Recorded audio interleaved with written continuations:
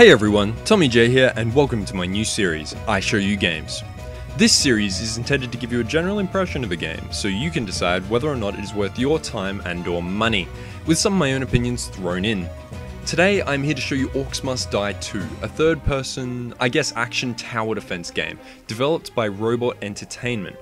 You may recognize Robot Entertainment from some of their other games, such as Echo Prime, which is an iOS hack and slash, Hero Academy, which is a fairly popular turn-based strategy game available on the iOS and PC, or even the original Orcs Must Die, which is for PC as well. So, just to get you updated on a bit of the story from Orcs Must Die 2 starts essentially right where Orcs Must Die 1 left off. Now, for anyone who doesn't want to hear this, I'll add an annotation just so you're unaware of the story, because I don't want to spoil anything if you don't want it spoiled, obviously. So, yeah, there are two worlds, one with humans and that kind of thing, and the second, which is the dead world, which is inhabited by creatures such as orcs, ogres, trolls, gnolls, those kind of things. And there is a connection between those worlds which allows magic, and that lets it work in both worlds. So, in the human world, it's used to manipulate nature and essentially keep the world in a perfect state. So one day, this group called the Order, which protects the rifts between the worlds, is suddenly wiped out, except for the playable character.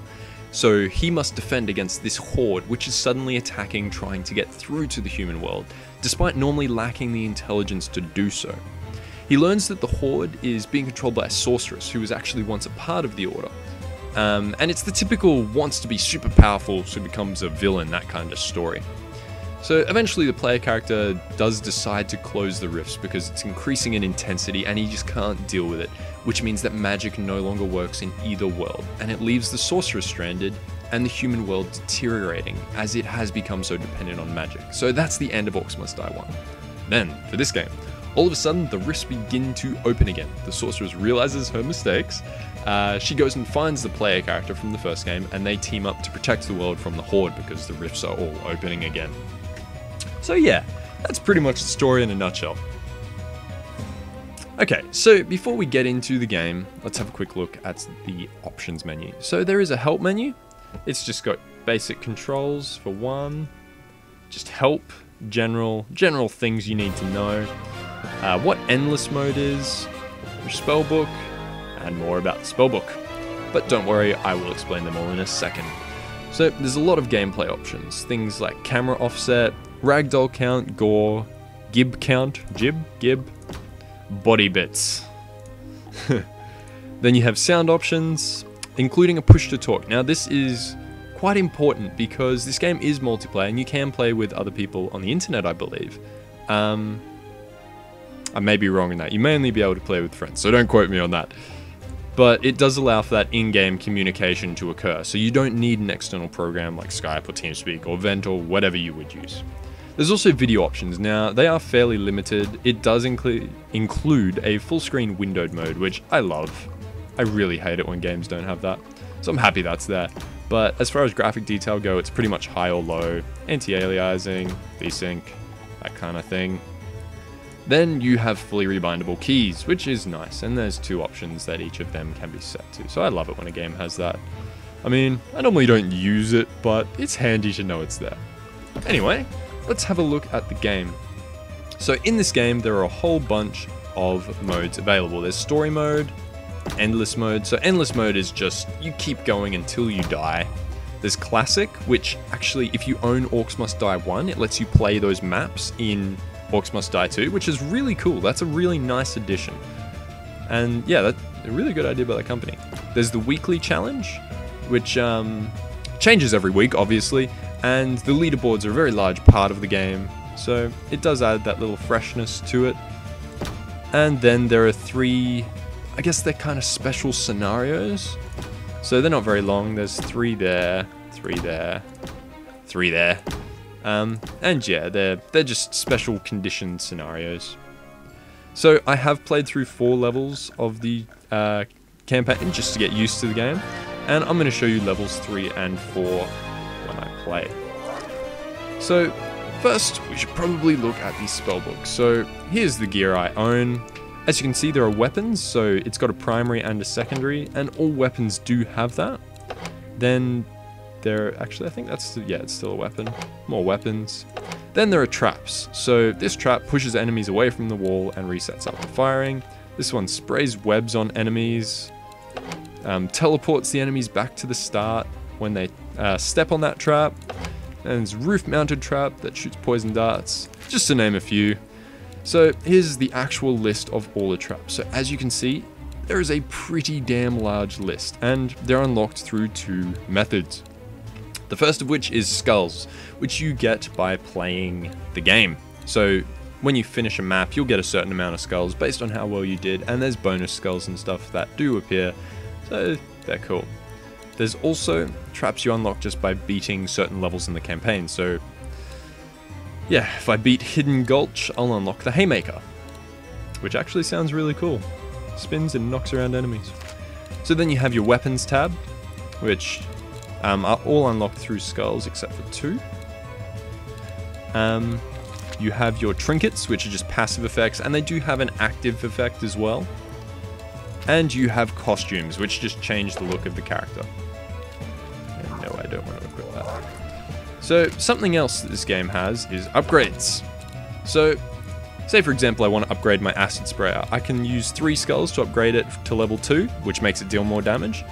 Or I can pick a unique. Now you can obviously only have 1 unique active at a time. It's a unique. And they do cool things. So it has an increased range, or it slows the target. Now if I look at some of the other ones, enemies catch back on fire when they're teleported back to the start, or enemies sometimes leave coins behind when teleported. And obviously upgrading makes it a bit faster. So let's just have a look at one more. I don't know, Steam Trap, which levitates enemies. So it reduces the cost by upgrading its level, and then one of them slows and the other makes it reset faster. So yeah, there's multiple different ways you can play because there are those uniques, and some of them are quite cool. Anyway, let's get on to the actual game itself. So we'll start at the chasm level. What's your deal, anyway? Why'd you send all those orcs through the rift? The Order mages were weak and old, unwilling to rule as they should. The orcs were a tool to carve away the corruption and filth. So, made your power trip, huh? I got it. So there is dialogue between the characters in this game, because as I said before, they are... well, this is the villain of the first game, the thing I'm currently playing, and then the other character that was talking is the playable character from the first game. So he is the war mage, and this is the sorceress. Now, you have a setup before the game starts where you pick what traps you want. I personally love the push trap and the spring trap because they're physics based, and this game has some really, really good physics going for it. And I'll show you some of that later. Now, I don't think in this level there's anything I could mount on the roof, so the dart spitter probably isn't decent. I don't know, I might grab a second weapon just so I can show it out. Show it off. Wow, I'm not going well with my words today. Okay, so as you can see, that's how you place the trap. It's a wall-mounted trap, this one, and it shows you its range. Off you go. I'll chuck a couple of them down. Maybe, yeah, one there, why not? I'll put an acid spitter there, which has a bit of a longer range, as you can see. And then I'll put some 4 traps. Now I want some freezing traps. So, one there, one there will do. Actually, I probably don't even need one there, so I'll sell that. You do sell things for full value, I'm pretty sure. Spike traps. Okay, so let's get started. So this is a typical defense game, except your hero is heavily involved. It's not just you're defending using towers and your hero is just for building. You are really, really involved in the combat, and if you don't get involved, it's quite likely that the enemies will actually get through because your towers or your traps just aren't enough most of the time. So you should keep that in mind. If you're looking for a tower defense where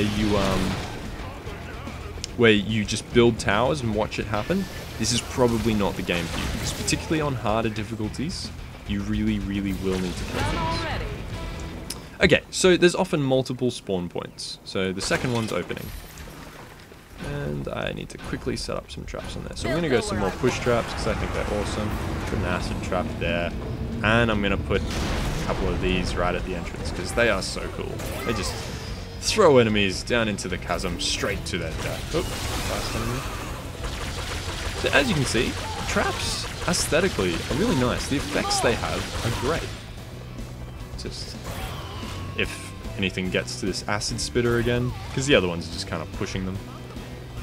Yeah, I think that looks really cool. And I'll show you a couple more as the game goes on. So you may notice there's also this minecart that's going through every once in a while. Now I can change its direction using that, just depending on which way I want it, and on the map in the top right you can actually see the direction it's heading. So that's really, really nice that it's got that. And it is just like an environmental hazard. Now there are a lot of environmental hazards available. In this map I think that's the only one, but in some of them they're like boulder chutes, and if you attack it it'll drop boulders down on enemies and that kind of thing. So that's really awesome. And obviously they have some nice physics going because it knocks enemies around a bit, which is hilarious. Okay, let's kill you. So, my weapon. My left click is just a rapid fire kind of little thing, or I can hold it down to charge it, which makes it do a big AoE. Apparently not that big because I missed him. Both them dead. And then my right click is a charm, so he was chasing enemies trying to hit them then. He's not doing too well. And yeah, your hero actually does have... Oh, well, he's gone. Your hero actually does have health and mana. So in the top right, as you can see, if I right click and cast charm, my mana goes down. So you can't just spam it on enemies. But you can charm more than one enemy at a time. And then you have health. Because enemies can attack you, and they will attack you if you get close. And if you die, I'm fairly certain it just takes off some of your lives, I guess. So your lives are in the top right, and I have 20 at the moment. Also in the top right is the wave, so I'm on wave 4 out of 5. Let's try out the other weapon just to show it. It's a rocket launcher. It's an anti-air thing, I believe. The right click is just a little AoE. Yeah. Rockets! And it's got some really cool knockback. So yeah, just another physics-based thing that occurs in this game. However, it's not incredibly strong damage-wise, so I'm gonna go back to the other one. So many dead all. Look at that. Keep helping out. And yeah, so if you just watch the spike traps, they look really cool when they happen as well. Most of the towers do have really, really nice effects to them. Look. And in the next level, I'll try to use... Oh! I am apparently terrible jumping off the edge. And yeah, I lost 3 lives, so down to 17 out of 20.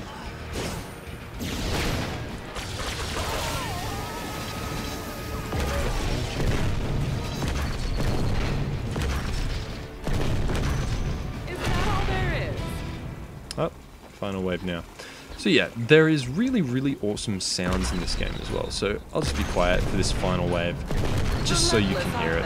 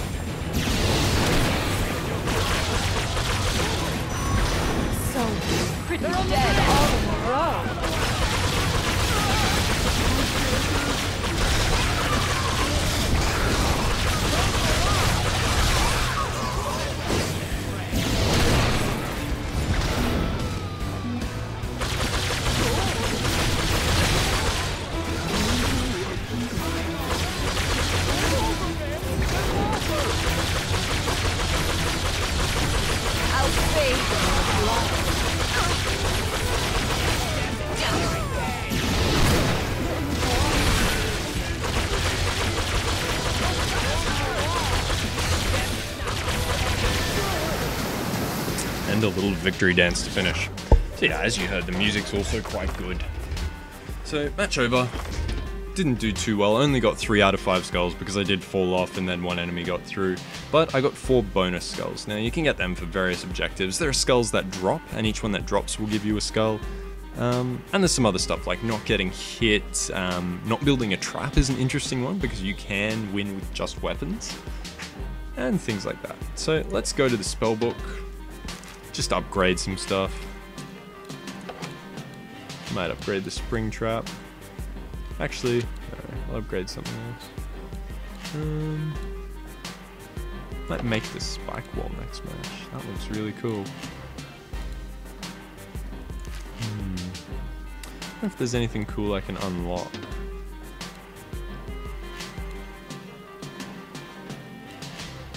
Let's try the swinging mace. That sounds awesome. Okay, so if I go continue, next level. These rifts just keep popping up. No matter. As more rifts appear, our powers grow. Together we will sweep the orcs aside. Then what? We get married? Pop out a little army of war mage babies? I would sooner rip your beating heart from your chest. Yeah, I get that a lot. So yeah, a little bit of comedic voice acting between the characters there. Oh, they are on the lower part. And can't really build too many traps here, so I'm just gonna put some spring traps down. Throw enemies into the chasm. Probably not gonna have very much of a good time. Let them come. I might actually put a freezing trap at the start, just so they group up a little bit. So there's a really nice trap synergy in this game, and it is new enemy. It is required. Like, I'll show you what I mean in a second. Like, kind of what I was talking about with the freezing to group enemies up. But say I put a spring trap up the top, up there, it can actually throw them down to the bridge down here. So you could set up a really interesting defense where you have the majority of your forces down here, and then just send guys from the top down to the bottom, which is cool. And poor little orcs flying away. It's dying. I don't even need to do anything. Hold them back! A momentary pause. Okay, new rift. So yeah, this game is possible to co-op, and I'd actually recommend doing that. It's much more fun with friends, and it also means that, particularly when both rifts start spawning things at once, it's much easier to deal with. So yeah, it's a great game. With friends, it's better. These guys.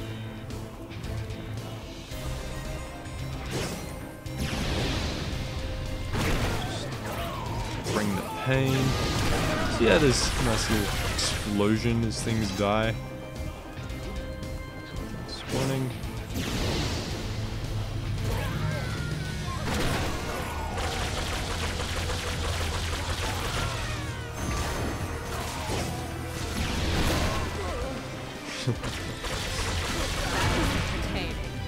Now, a couple of these down here. And maybe a freezing trap there, so that this push trap has a bit of time to reset. So yeah, some of the levels I've noticed have really tight choke points, whereas others don't. They have multiple areas that things can go through. So it's not just like you can build up the same defense every time, because obviously in this map, there aren't really any wall traps that can be positioned on this lower part here. Like, there's a couple of spots there, but that's it. So you do have to vary your strategy. You can't just do the same thing. And that's a really good thing, I think. Yep, he actually landed down there. And then exploded. Yeah, this game is a lot of fun, and I'm really enjoying it. And as far as tower defenses go, its physics is brilliant. Like, it does have so many physics-based towers, and unfortunately I don't think I'm going to be able to try out this new tower that or this new trap that I bought. Looks awesome though. Oh. Can I rotate it? Yeah, that looks awesome. Okay, I might put 2 more of them, and then I think if anything gets past that, probably deserve some spikes. I am ready. Okay, and I'll need to help out up top. So, on the note of this Earth Elemental, enemy variety. So there is a large array of enemies that are available in Orcs Must Die 2. So this is only, I can't remember, the 4th or 5th level, I think.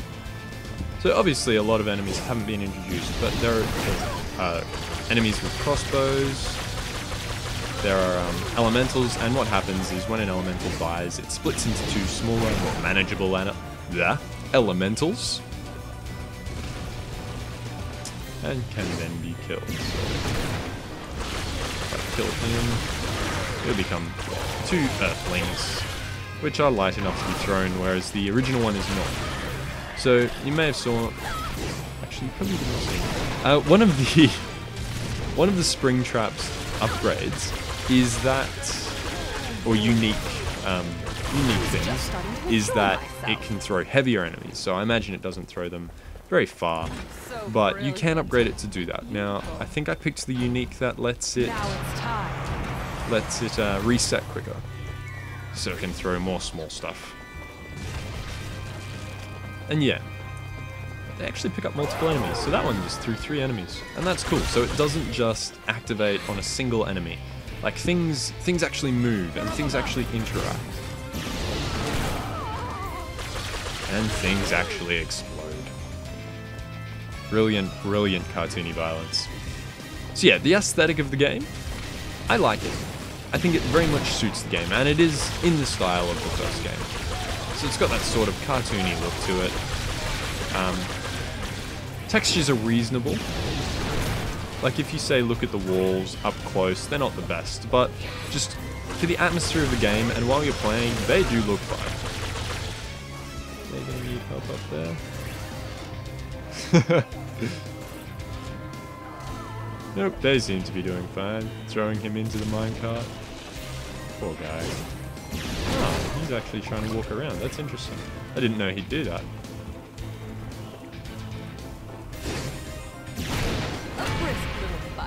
Okay, so wave 6 out of 7. Let's extend these traps a little bit. Might put some stuff in here. I am ready.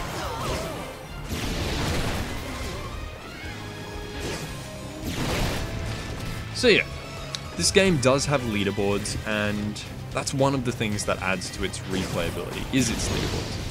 So obviously you want to play, you want to beat your friends, want to be the best that there ever was.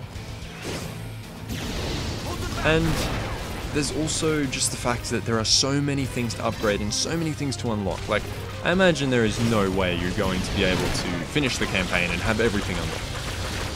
So you'll be able to replay purely to unlock things. Now that's both a good and bad thing, that you'll need to do that. Like, I personally see it as motivation to replay things. And I mean, I'm replaying this level right now, because I did do it before. But I'm having huge fun with it, even though I've already done it. Charm him. Smack him. Big hits. Let's do that again. And yeah, I mentioned earlier that there are more environmental traps. This is actually one of them, the boulder chute. I'll see if some enemies get to it this time. Just back that up. And I'll do the same down here. How I do love my toys. Yeah. Alrighty. It's time. So let's see how far things actually get without my interaction, because it is the final wave, so I have had a decent amount of time to build things up. I would imagine that most smaller things will probably die just because I have so many spring traps. And you can actually see their reset time up the top. That's really cool. I didn't know it did that. So if I hover over that one, it's filling up that green bar right now. Yeah, cool. A little bit of extra information you can get.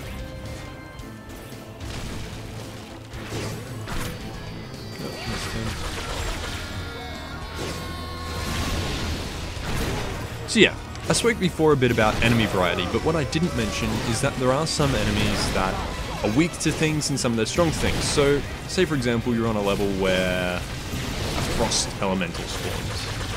you'll probably need to use fire to deal with it. Ooh.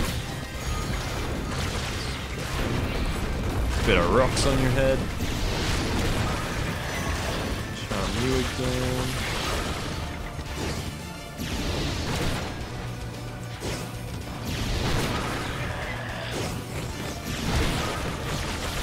And that will be the last enemy. There we go. So I should get 5 for that. Oh, okay. See, I had already played that level. So when I finished the level, I only got 1 star. Because last time I believe I let one thing through. So I lost a couple of points. Didn't get a perfect, so only got 4 skulls. So this time I got 6 bonus skulls from objectives in the level. And I got 1 from leveling up. So when you're replaying, I would imagine that because of the way this works, once you get 5 stars, maybe you can't get any more stars from that, and you can only get bonus. But I mean, that was a lot of bonus skulls. So if I went to traps right now, I could just buy this one if I wanted. And now I would own that trap. So yeah, I spoke about leaderboards. There are world leaderboards, so say this is just me and some of my friends. 78,000 was the highest we got. Now, people have scores in the millions, which makes me wonder, have they done something amazing? Because it is the story mode, so it has a set level of set number of levels. And yeah, like, how could I really beat it by much more than I did? So there's probably bonus things that you can do for extra score and that kind of thing. Like, yeah, not making traps probably is one. Alrighty, so Orcs Must Die 2 is essentially an action tower defense. You do need to get involved in the action, so if you're looking for a pure tower defense, it's probably not what you want. You may enjoy other games, because you will need to get involved, particularly in the harder levels. I mean, that was one of the easier levels. That was only the 5th level. There is a huge amount of trap variety, like ridiculous amounts, which I showed you before. And that is great. That is really what you want in a game like this. There's a lot of weapon variety as well. I don't know how. Like, you're probably gonna pick 1 or 2 of them that will be better. And because of that, you may not have that much variety. Like, that Scepter of Domination was amazing. Just being able to charm whatever you want is probably really strong. But then there's interesting ones like Drains Health or trades health for mana. That's cool. So you would trade your own health for mana and then drain enemy health. You can pick enemies up and drop them on things. That's really cool. Apparently you can, that's what you need to do a lot of the levels without traps. You just pick up enemies and throw them into hazards and throw them into lava and off chasms and that kind of thing. So yeah, there is that play variety. Like, you can use all these different traps, and lots of things do have synergy. So like there is this one trap, for example, just to show you one. Where is it? The Void Wall. Anything thrown in dies instantly. Now, I've seen a picture of that, and I believe it's the size of like 3 or 4 traps all put together. 3 or 4 of the ones I was using. So you can set up just like one of those spring traps next to it, or a push trap across the wall from it, and just push things into it. Or you can use that wind weapon I showed you before, the wind belt, to throw things up and throw them into it. So there is a lot of really, really cool stuff you can do in this game. And if you're into tower defenses and you're into that third person, almost hack and slash kind of game, then this is probably the game for you. Now, it does go on sale a lot, particularly during the big Steam sales. So it might be worth picking up then, because it's medium priced. So yeah, but if you are into this kind of game, I highly recommend it. This has been TommyJ, guys. Have a good one.